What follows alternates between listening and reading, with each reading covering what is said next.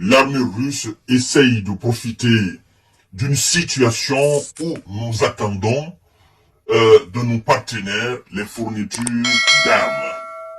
Et c'est à cela que l'armée russe s'attend effectivement qu'il y ait du retard dans le fournissement des armes. Et nos partenaires doivent comprendre que la livraison rapide des aides américaines, des fournitures d'armes, de munitions, est synonyme de stabilisation sur le front. La fourniture de ces équipements militaires, de ces armes, doit alors stopper les actions terroristes de la Russie sur le territoire ukrainien. Mesdames et messieurs, ce sont les déclarations de M. Volodymyr Zelensky. Et sur le plateau de télévision, pour les généraux et les experts en guerre ukrainienne qui étaient là, qui débattaient, eux-mêmes, ils sont complètement désolés. Ils sont désolés parce que, vous savez, l'esprit humain n'aime pas trop le mensonge. L'esprit humain n'aime pas trop se torturer pour transformer le mensonge en vérité.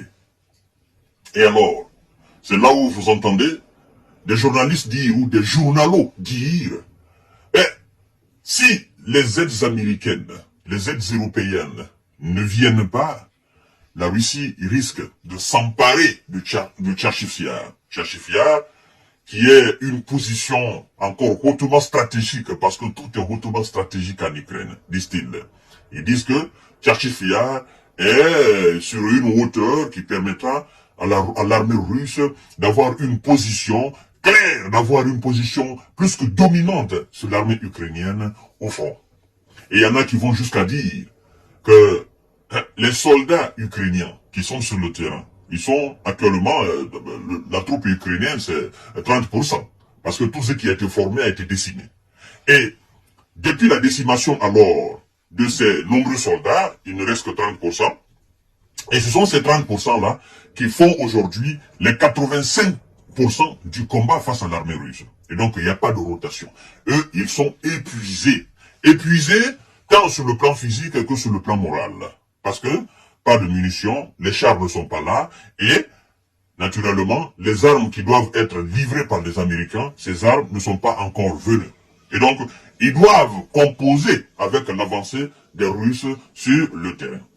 Et, une question phare qui se pose.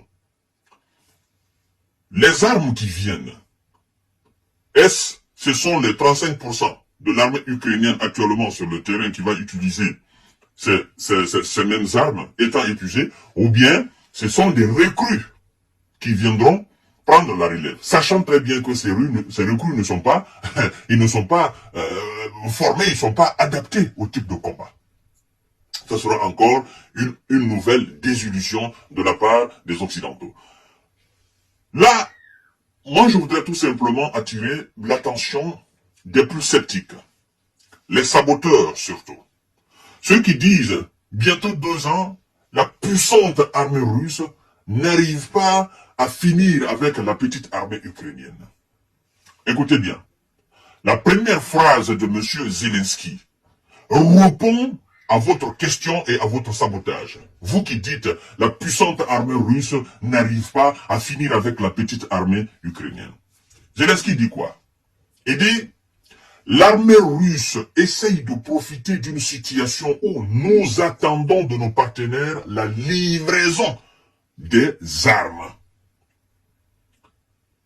L'armée russe essaye de profiter d'une situation où nous attendons de nos partenaires la livraison des armes. Il va plus loin en disant, la livraison rapide de ces armes est synonyme de stabiliser le front. 2 déclarations très importantes. La première d'abord. La première vous dit clairement que sans les partenaires qui sont les fournisseurs à 85% des armes à l'Ukraine, l'Ukraine ne peut pas tenir. Et dans les 85%, il faut dire que les États-Unis, eux seuls, constituent 50 à 60%. Parce que Zelensky dit, nous attendons de nos partenaires la livraison rapide, n'est-ce pas, des armes. Nos partenaires, et puis il particularise. Il dit en particulier les États-Unis. Parce qu'il a compris que les Européens ne font absolument rien. Vous comprenez? Donc il dit en particulier les États-Unis. Et donc, ça veut dire quoi? À l'instant où je suis en train d'enregistrer cette émission, pour les hommes doués d'intelligence, quand je dis homme, je parle homme avec grand H, c'est-à-dire femmes et garçons. Pour les hommes doués d'intelligence, quand on dit la Russie essaye de profiter, n'est-ce pas, de cette situation où nous attendons des armes, ça veut dire quoi? Ça veut dire tout simplement, sans nos partenaires, nous ne pouvons pas tenir face à l'armée russe. La Russie n'a jamais profité d'une situation ukrainienne. La Russie s'est préparée conséquemment pour lancer son opération spéciale militaire. Et chaque jour qui passe, elle se prépare davantage. Elle se donne plus de moyens pour réussir son objectif. Et donc, la Russie ne profite pas d'une situation désavantageuse à l'Ukraine. Non.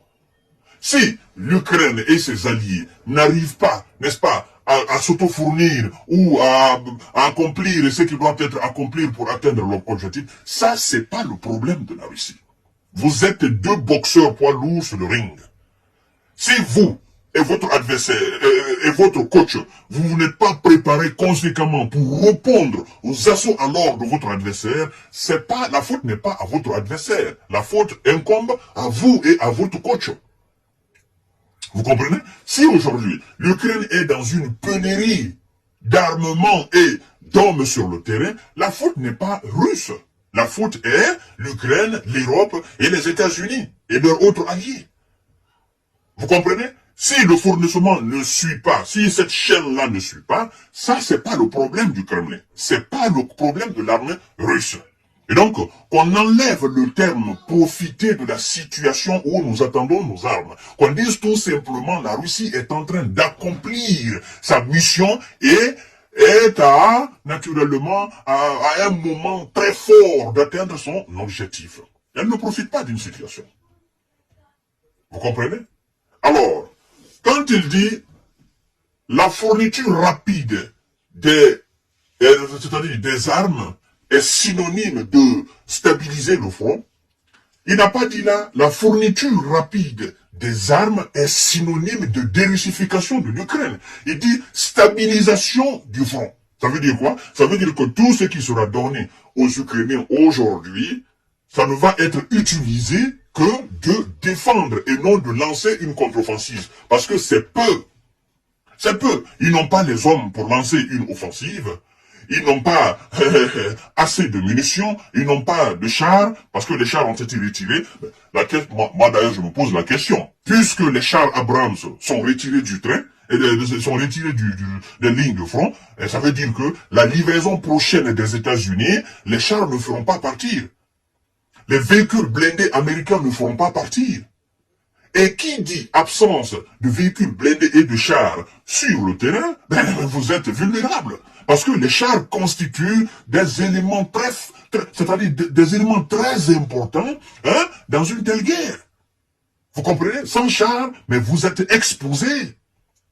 Maintenant, sans chars, sans avions, sans véhicules blindés, les États-Unis vont fournir quoi? Des missiles à longue portée? Ou des missiles à moyenne portée? Ils vont fournir quoi? Des munitions, des obus, ils vont fournir quoi? C'est ça, au fait. Les lance-roquettes américains sont à chaque moment détruits par l'armée russe. Les Américains vont fournir quoi en termes d'armement? Parce que, même s'ils venaient à fournir les F-16 ou les F-35, ce qu'ils ne feront jamais, parce que les F-35, ça coûte énormément cher, même s'ils venaient à fournir les F-16, l'Ukraine n'a pas encore de pilotes formés conséquemment pour cela. On nous apprend qu'il y a 4 qui étaient en Grande-Bretagne, qui sont actuellement en France, il y a d'autres aussi qui sont en Grande-Bretagne, je crois bien 5 ou 6 comme ça qui doivent rejoindre. Mais si vous devez former des pilotes ukrainiens, 2, 3, 4, ça va faire quoi? Ça va représenter quoi? Ça va représenter quoi? Ben, si ils ne peuvent pas manier le F-16, qu'est-ce que vous devez faire? Composer avec les moyens de bord. L'aviation ukrainienne a l'habitude d'utiliser des avions de l'ère soviétique, c'est-à-dire les MiG. Alors, certainement, il y a des MiG en Pologne, il y a des MiG en Russie, en Roumanie, il y a des MiG en Lettonie, il y a des MiG plus certainement en Finlande. Mais regroupez tous ces MiG-là, vous les donnez à l'Ukraine. Alors, mesdames et messieurs, la situation est vraiment compliquée aujourd'hui au front. Même les journalistes, au niveau des différents médias, eux-mêmes, ils se rendent compte parce qu'ils savent dorénavant que, écoutez, voilà, la situation est catastrophique. C'est trop tard. Comme disait le Premier ministre polonais. Il dit, mieux vaut tard que trop tard. Il dit, j'espère qu'il n'est pas trop tard pour l'Ukraine. Et on est en train de constater cela. Parce que si les armes doivent quitter aux États-Unis pour venir en Pologne et puis être livrées à l'Ukraine, arriver jusqu'au niveau du front, ça c'est pas un mois, ça c'est pas 2 mois. Il y a des armes qui viendront d'ailleurs. Les Ukrainiens n'ont pas l'habitude d'utiliser ces armes-là. Donc, il faut les former à l'utilisation de ces armes. Et sincèrement, mesdames et messieurs, aujourd'hui, toutes les étoiles sont réunies pour que cette situation tourne au désastre, en fait. Mais bon, comme les Ukrainiens ne comprennent pas, et comme Zelensky ne comprend pas aussi, il est obstiné par cette volonté de mettre la Russie à genoux, sincèrement. Mais je suis désolé. Mais c'est la réalité des choses, en fait. La Russie continue d'avancer, et ça donne des mots de tête à M. Zelensky et à ses alliés, parce qu'ils sont aujourd'hui impuissants, ils sont en train d'assister impuissamment, n'est-ce pas, à la victoire écrasante de la Russie. Et c'est ce qui est, c'est ce qui est dommage, en fait, après tout ce qui a été fourni. À tout à l'heure pour notre série d'informations de décortiquage. Partagez la vidéo dans tous les groupes possibles. Abonnez-vous sur ma page Facebook J Visionnaire. Abonnez-vous aussi sur ma chaîne YouTube Jeune Visionnaire Fama le vrai. Voilà, parce qu'il y a beaucoup qui ont créé des chaînes à mon nom qui ne m'appartiennent pas. Ils usurpent mon identité, ils volent mes vidéos. Donc, mesdames et messieurs, à tout à l'heure, partagez les vidéos dans tous les groupes possibles. Merci.